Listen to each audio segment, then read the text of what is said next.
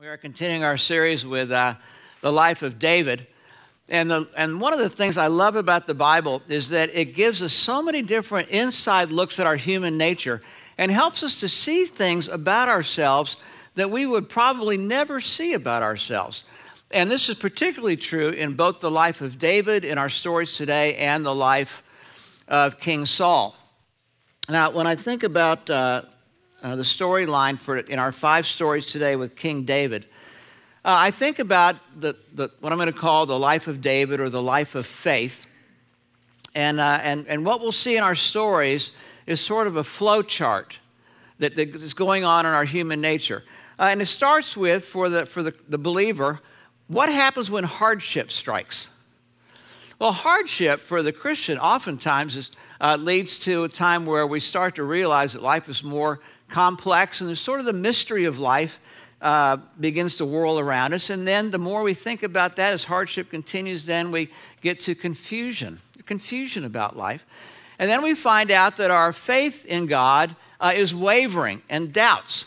And so there's this progression of hardship, the mystery of life, the confusion of life, and we realize that our faith is not what we thought it was, that there's doubts there and we're wavering.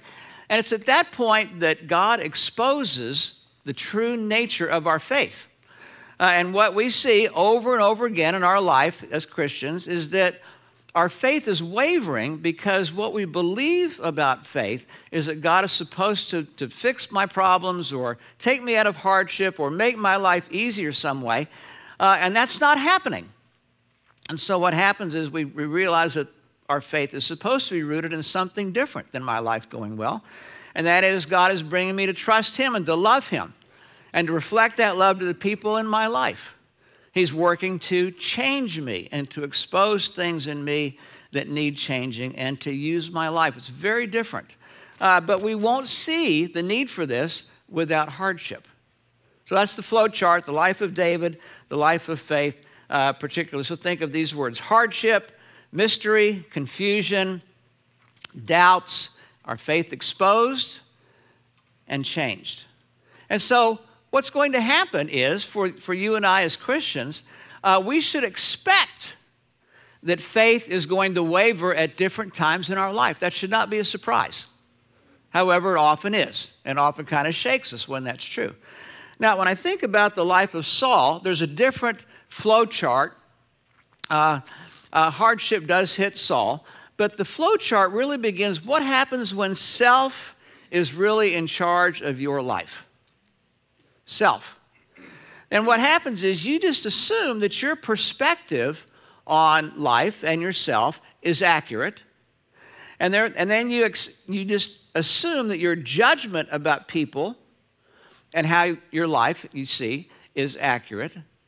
And then you'll find drawing conclusions about yourself or other people sometimes that are not true and can be categorically false.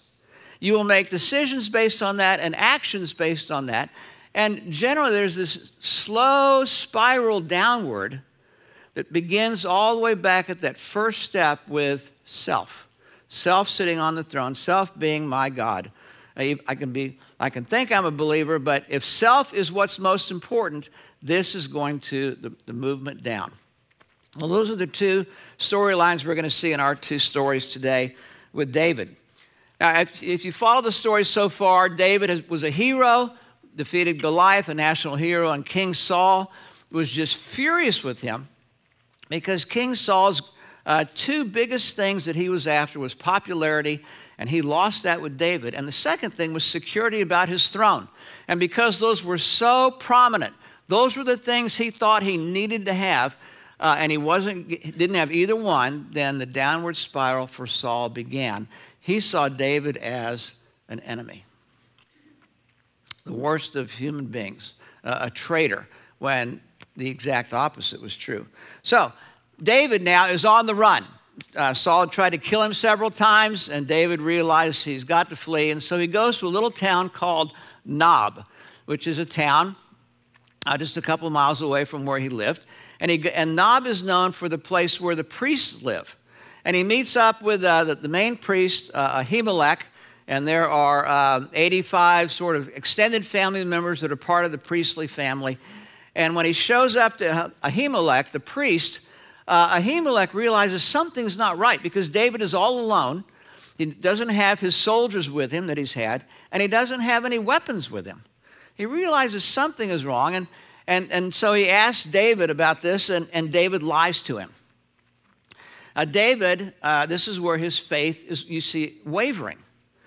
Back when he defeated Goliath, he was very confident about God, and God had delivered him from the lion and the bear and delivered Goliath, and now you see him wavering, and he lies to the priest. He says, well, he's on a mission from the king, and he needed to leave quickly, and he sort of panics here, and he asks Ahimelech, the priest, for bread. We pick up our story in Samuel 21, verse 3. Now then, what do you have on hand? He asked the priest. Give me 5 loaves of bread or whatever you can find. But the priest answered David, I don't have any ordinary bread on hand. However, there is some consecrated bread here, provided the men have kept themselves from women. So David takes the consecrated bread. He's probably hadn't eaten in a while. And then as he's thinking about this, what is he going to do? Remember, he's a fugitive now. He's on the run. And his faith is wavering, and he thinks he has to take matters into his own hands. Verse 8, it says, don't you have a spear or sword here? And here you see the cracks in David. Remember, before, he defeated Goliath just with a sling and a stone. That's all he needed. But now you see sort of this panic mode set in. There's something I need to do here. Don't you have a spear or sword here? He asked Ahimelech. I haven't brought my sword or any other weapon because the king's business was urgent, which was another. The priest replied, the sword of Goliath, the Philistine, whom you killed in the valley of Elah is here. It is wrapped in a cloth behind the ephod. If you want it, take it. There is no sword here but that one. And David's response, again, is telling about his condition. He says, there is none like it. Give it to me. The one who could defeat Goliath with a sling and a stone is now in sort of panic mode, assuming he has to take matters into his own hands because now he's not really sure that God can take care of him. Hardship is one of these things that for us as Christians can lead us just to where David is. Hardship comes. We realize there's something of the mystery of life and confusion. I'm not really sure what to do. And our faith wavers, and we're not really sure about that, and we're tempted to take matters into our own hands and to run over here and do the life of Saul, which we'll see in a few moments, where we assume that our perspective is right, our judgment is right, we'll draw conclusions that are right, we'll make decisions that are right, and we'll take actions that are right. David has moved from this path, now he's moving over to this path. Now, there was a fellow there named Doeg the Edomite. Truly an unfortunate name to name your son. Doeg the Edomite. And when David is having this conversation with Ahimelech the priest, there is this fellow from the land of Edom. He's not a Hebrew, but he was a servant of Saul. And he overhears this conversation between David and the priest. And in the meantime, Saul comes looking for David. David has fled from the priest, from Nob. And when Saul comes to interrogate the priest, he assumes that the priest is in cahoots with David, and he starts asking questions. In chapter 22:9, Doeg, who was standing with the official, said, I saw the son of Jesse, meaning David, come to Ahimelech at Nob. Ahimelech inquired of the Lord for him. He also gave him provisions and the sword of Goliath the Philistine. Now, what Doeg the Edomite says to King Saul is factually true. And if he was on the witness stand, he could defend those things that he did. And those things are things that David and Ahimelech did. Ahimelech inquired of the Lord for him. He gave him provisions, meaning bread, and the sword of Goliath. That's true. But the impression that he leaves with King Saul is the exact opposite of what was really true. The impression implicates Ahimelech as being in collusion, our word for the year in our country, collusion to bring about treason in the country. And because Saul is not on this track, but he's on this track to where he assumes that his perspective is correct, his judgment is correct, and he draws some conclusions he believes are correct. And this is what he says. Saul said to him, "Why have you conspired against me?" To the priest. He had not conspired against him. But because Saul is on this track where self is at the head, and he believes his perspective is correct, his judgment is correct, and his conclusion here, number one, is correct, and it was completely wrong. Giving him bread and inquiring of God for him, so that, here's conclusion number two, he has rebelled against me. David had not rebelled against King Saul. And yet he was so furious, so self-centered that he draws the worst possible conclusions that could be drawn about King David. And conclusion number three, he lies in wait for me as he does today, as if David was out to assassinate Saul.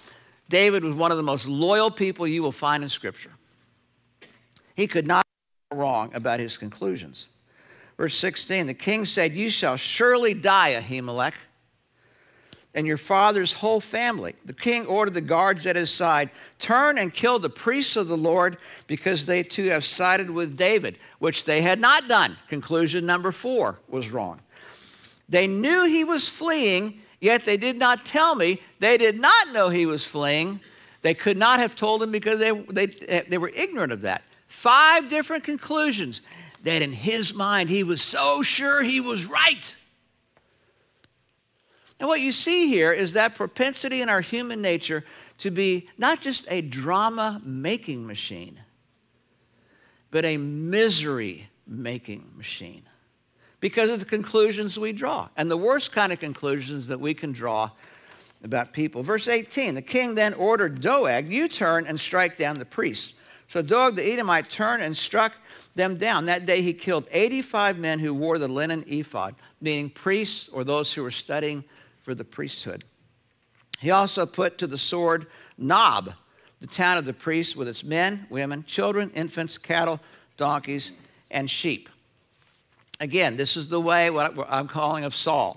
Self is in charge. You assume your perspective is correct. Your judgment is correct. The conclusions you draw are correct, which affect the decisions you make and the actions you take. And this is the downward, downward, downward spiral of Saul and of our human nature. The second story is from a little town called Gath in the Philistine lands.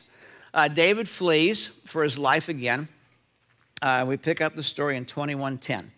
That day, David fled from Saul and went to Achish, king of Gath. Now, if you've been following the story of David, you may remember that Gath, that land of Gath. What is that Gath? Oh, that's where Goliath was from. Now, David decides it's a good idea to flee from King Saul and go to the land where Goliath is from.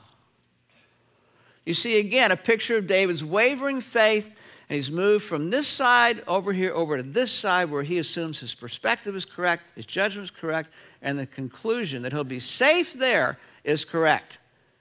Of course, you and I can look at that and go, David, you're a moron. And so here's what happens. Verse 11, the servants of Achish, the king, said to him, "Isn't this David, the king of the land?" He thought he could go incognito. Again, his judgment is so faulty here. The king of the land, isn't he the one about whom they sing in their dances, Saul has slain his thousands and David his tens of thousands? Now, how would you like to have been David in that particular scene? You're talking to the king, and all the king's guys come up and say, "Hey, wait a minute, we know that guy. He looks a lot like David. Was that the guy that killed Goliath, our hero?" When I think about this story, I think about Peter on the night Jesus was arrested and taken up. And Peter follows in a distance in the dark, and he's outside in the courtyard around the fire so he can see how Jesus is being interrogated. He's warming himself up in the night around the fire, and there are some different people say, "Hey, wait, I know who you are. You were with him." And somebody else, and he says, "No, not me." Somebody else says, "No, you're a Galilean." "No, not me." Said, "You knew him. Your accent gives you away." "No, I didn't know him."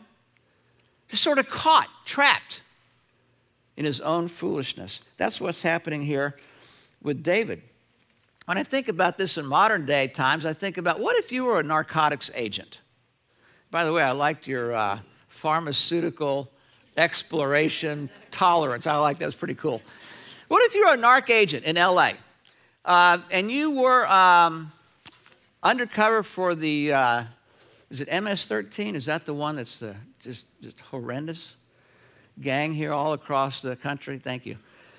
What if you'd been a narcotics agent and you had taken down the highest guy in L.A., city of L.A., in the MS-13 gang?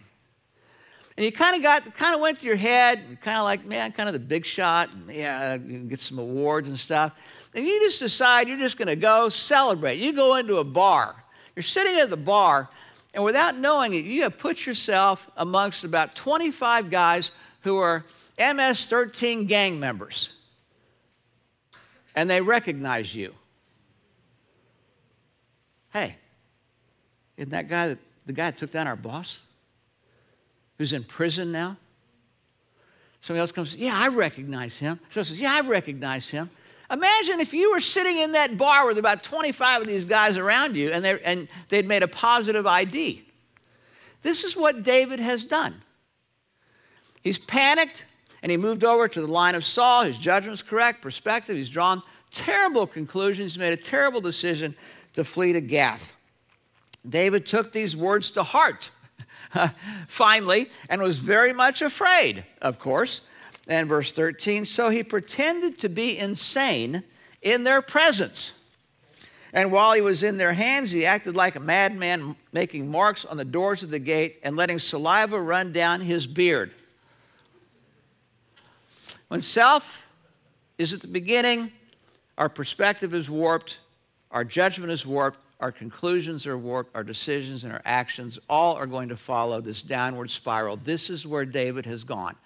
From the life of faith with Goliath, now it's wavered all the way down to here. Now, the story then, the third story we're going to look at is he gets out of that situation and he's thinking now about if Saul is out to assassinate me or kill me. He probably heard that the priests in Nob had been assassinated too, 85 of them. Now he wonders, are my parents safe? Are my brothers safe? And so he said, what am I going to do to put them in hiding? And again, he's still over on this side. His faith is wavering. And he gets an idea that he assumes is a good idea.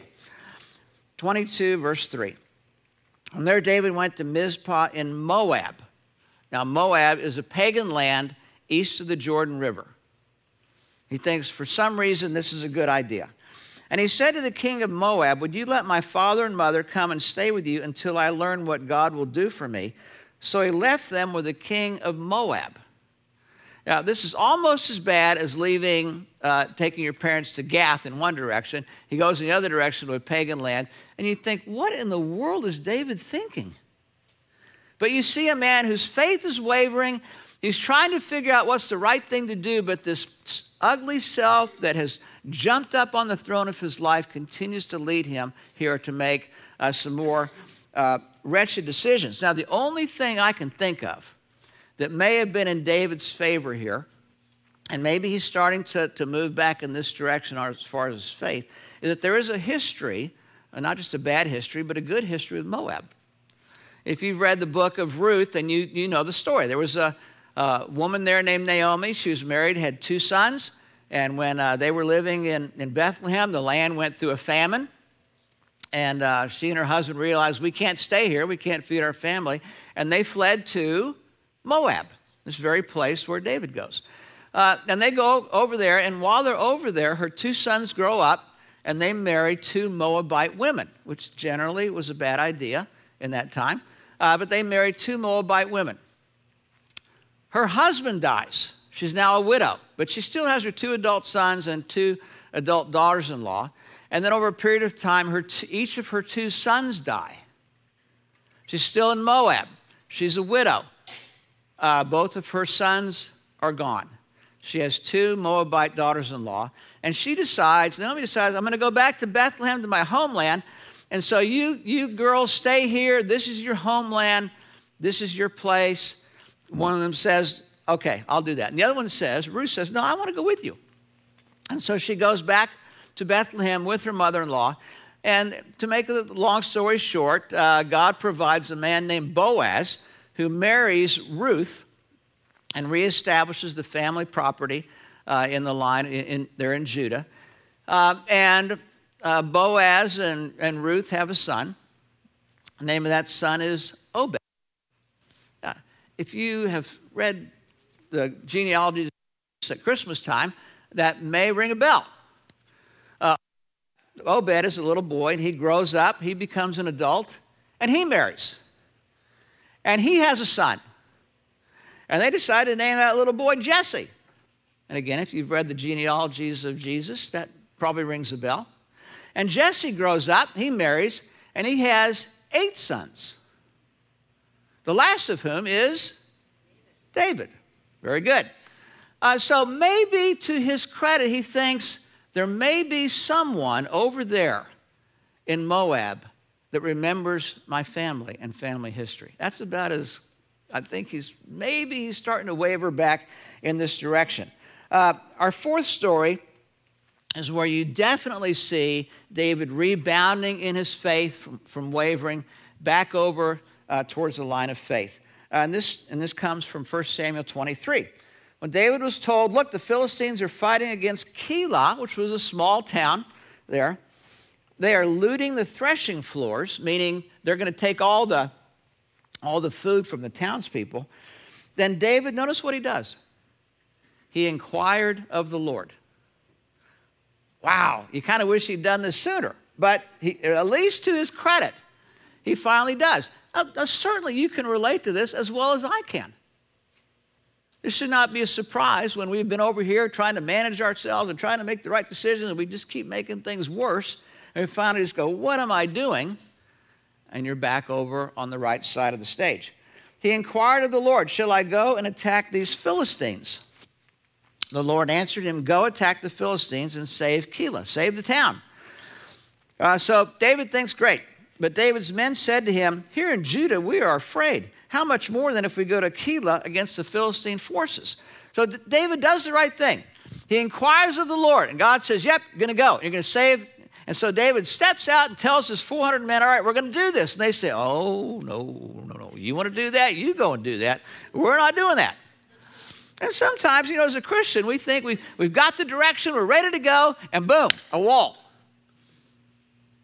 What does David do? I love what he does next. Verse 4. Once again, David inquired of the Lord.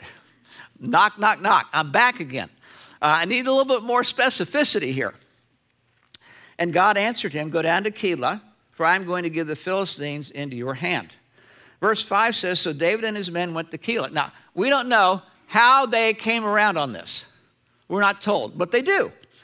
They fought the Philistines, carried off their livestock. He inflicted heavy losses on the Philistines, saved the people of Keilah. Now, that's a big win there. But Saul hears about this.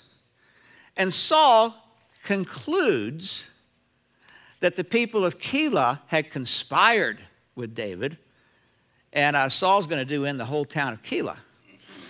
Verse 10, David said, O Lord God of Israel, your servant has heard definitely that Saul plans to come to Keilah and destroy the town on account of me.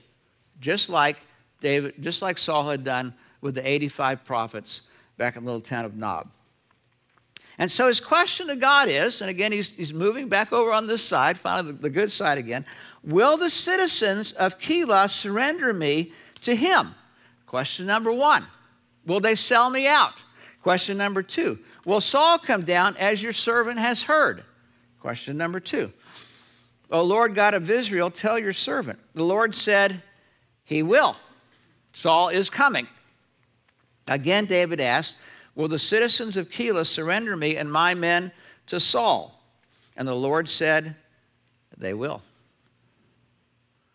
Now, what strikes me about this is there are times where, as a Christian, you've been on this side of the stage, you've been on this side of the stage, and you're finally moving in the right direction. You do the right thing, and all of a sudden you get kicked in the teeth. The people would sell me out, and your head knows that, well, if they don't sell me out, they're going to die. Your head knows that. But there's something in the heart that goes, wait a minute. I put my life on the line, and our 400 men put their life on the line, and they're going to sell us out. We are tempted to go right back over here and do the line of Saul. So what's David going to do? He flees again before Saul gets there. And at this point in time, when I think about David, he is now an outcast. Not just a fugitive, but an outcast.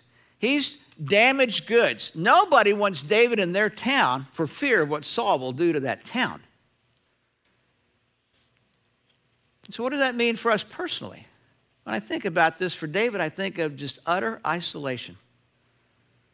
He's isolated from his immediate family. He's isolated from his extended family. He's isolated from his hometown. He's isolated from his friends. He's isolated from the palace where he enjoyed the company. He's isolated from the men in the army that he led in battle. All of that is gone. And he's politically isolated. He doesn't have the authority of the king behind him or the courts of justice in his favor. In fact, it's just the opposite. Utterly isolation. We come to our fifth story, and it's the big story of the five. So David flees, and Saul is after him. Saul, by this time, has about 3,000 men. David's little army is up to about 600 men. And David flees into the desert, and there's a place called the Crags of the Wild Goats, which tells you something about what this was like. Mindy and I were in Jerusalem, in the Middle East, Israel, a number of years ago, near this area. And it is a barren wasteland, no trees, hardly any vegetation, and sort of red rock type of mountainous look. It just looks like, who would ever live here? And when the writer says, well, he went to the crags of the wild goats. Well, that's who would live there. The wild goats in the crags, the mountainous region here. And so David goes into hiding. There's a huge cave back in there. And when we were there, we saw some of these caves in that area where they've found some of the great, the Dead Sea Scrolls are up in these caves. Some of them still unexplored.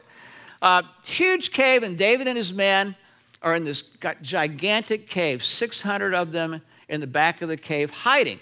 They can see Saul, and his 3,000 men are coming. And we pick up the story with Saul deciding he has to relieve himself, is how the Bible describes this. And so he goes up the mountain, he sees this cave, and he takes off his outer garment so as not to soil his garment. Then he relieves himself. Unbeknownst to him are 600 men and David behind him in the darkness. Now, the men whisper into David's ear the following advice. Verse 4 of chapter 24. This is the day the Lord spoke to you. And when he said to you, I will give your enemy into your hands for you to deal with as you wish. Now, we're not sure if the Lord really said that to him, but it's the kind of thing, if you read the Psalms, that God could have said to him. But the mistake these men make, and it's a terrible mistake, because a lot of them are over on this side of the equation, is they take that principle and said the application of that principle is now. Take matters into your own hands. Do him in, and you'll be done with all of this nonsense. And David realizes that is a terrible idea. Thankfully, he's back on this side of the stage. But David does something that is just so intriguing to me. The end of verse 4 says, David crept up unnoticed and cut off a corner of Saul's robe. So David is back in the back with his men, and in the darkness, as Saul is over where the guitar is and the robe is sort of over, he creeps up in the darkness and takes out his knife and cuts off a corner of Saul's robe. And he goes back into the darkness. And Saul, when he's done, he finishes up and he comes over and gets his robe and he walks out and begins to walk back out of the cave and then down the mountain to be with his men. Afterward, David was conscience-stricken for having cut off a corner of his robe. He's back on this side His perspective is correct. His judgment is correct. He's drawing right conclusions and better decisions. He said to his men, "The Lord forbid that I should do such a thing to my master, the Lord's anointed, or lift my hand against him, for he is of the anointed of the Lord." Now, so while this little dialogue is going on, Saul is making his way back down the mountain. His men are at the bottom of the valley waiting for him. And at some point, you see David, who now looks a whole lot like he was with Goliath. On this side of the stage, a man of faith, a man of courage, with the right attitude and perspective. Verse 8, David went out of the cave and called out to Saul. Now, I don't know if I would have done that when the odds are 3,000 to 600 against you. You know, I had 10 hours of calculus in college. You know, you don't need 10 hours of calculus to figure out 5 to 1 is not a good idea. He called out to Saul, "My lord the king." When Saul looked behind, David bowed down and prostrated himself with his face to the ground. And he said, "Saul, why do you listen when men say David is bent on harming you?" And what you see is David's courage on one hand, but you also see his attitude, which is displayed in his language and in his behavior. He calls him in this section, he calls him my Lord, my King, my Father, my Master. And then he begins what I think is one of the most amazing appeals that you will find in all of Scripture. Let's look at this starting with verse 10. There are 7 appeals he makes. If you're a note taker, these are good times to take notes. This day you have seen with your own eyes how the Lord delivered you. That's appeal number 1. It should be apparent, King Saul, that the Lord delivered you into my hands in the cave. I had opportunity, we would say. Number 2, some urged me to kill you. Now, this is peer pressure. He says, I had people that said, you know, if you're going to be the smart thing here, it would be to do him in. And this nonsense can stop. And so Paul's second appeal, or David's second appeal is, I did not give in to peer pressure. Number 3, I spared you. I will not lift my hand against the master because he is the Lord's anointed. Now, the third appeal he makes is not just that he's going to make a pledge not to kill Saul, because any man can go back on his pledge. But he's not going to go back on that pledge because of who he sees the king is. He's the Lord's anointed. And to do damage to the Lord's anointed is to be a really, really bad idea. It invites somebody a lot bigger than me to do some damage with me. He reminds, that's appeal number 3. Now, verse 11, we see appeal number 4. See, my father, look at the piece of your robe in my hand.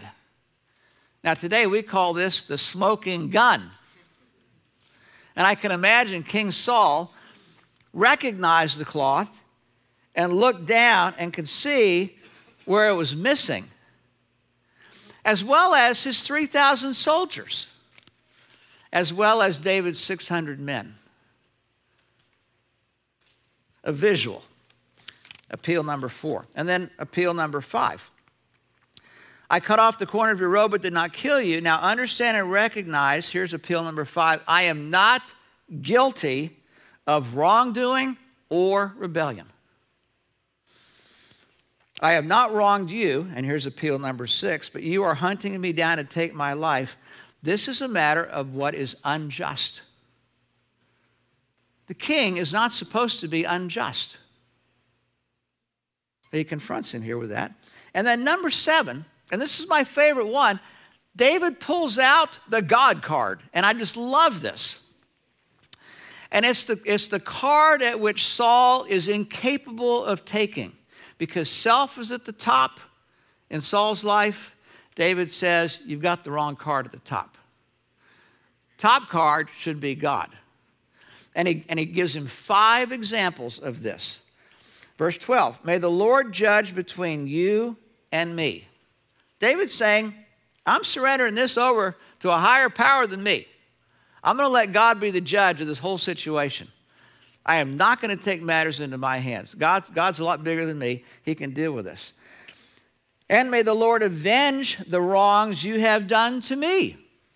Meaning, if, Saul, you've done some wrongs to me, hey, if any kind of vengeance is due, it's not going to come from my hand, but don't be surprised if it comes from somewhere. The wrongs you have done to me and will not touch you. Verse 15, which is not in your handout, he says, let God judge again. And so you have the picture of God sitting on the judgment seat, and David and the defendant, and Saul in the prosecutorial position. And he said, I'm willing to let God be the judge here. Not go into there.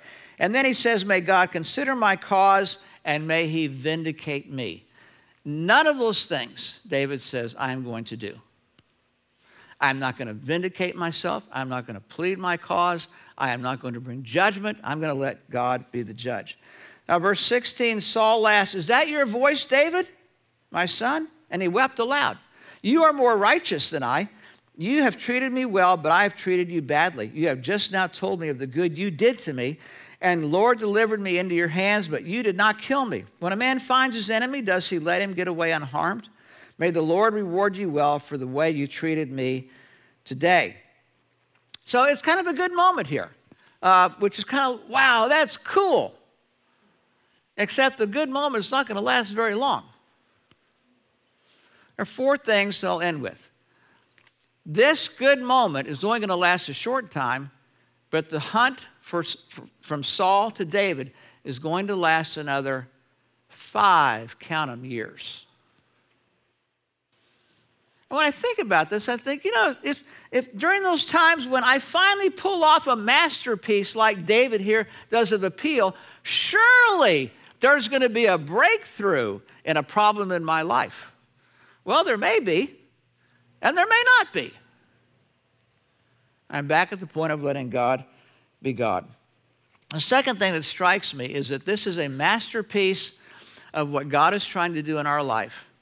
When things are tough and you've got some difficult people in your life and you're at your wit's end, you cannot take matters into your own hands without moving into the realm of Saul and down this downward spiral. What he extends is mercy and undeserved favor. He tries to think the best. He's trying to figure out a way to appeal, some way to appeal to Saul. And even though, and ultimately it does not work, what's important is the man that David is becoming through this. And what those 600 men behind him see, and those 3,000 men in the valley here. Oftentimes, that's how it seems like it is to me as I live my life. The third thing that strikes me is that we have a choice. The way of David is the way when hardship strikes, the mystery of life. Life is confusing. Our faith is wavering. That should not be a surprise. What's being exposed? What's being exposed is my hope is in lesser things. Instead of what God is trying to do in my life to change me, to shape me, to bring me to a place where he sits on the throne of my heart more than he did before, and where I will let him use me however he chooses to see fit in the relationships and the people around me. That's very different. Or the last thing I think of this is the way of Saul, which is Saul sits on the throne at the top of this. And you just assume your judgment is correct. Your perspective is correct. Your judgment is correct. The conclusions you draw are correct. Your decisions are correct. Your actions are correct. And you slowly, as time goes on, devolve into somebody representing Saul. That is the choice of our lives that we have as people. Let's pray together.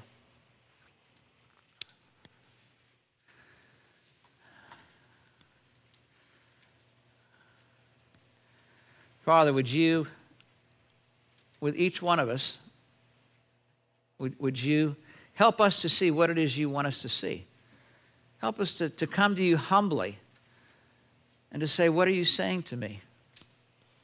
Am I living somewhere on the realm of the life of Saul, the life of self, and just assuming my perspective and my judgment and conclusions are correct?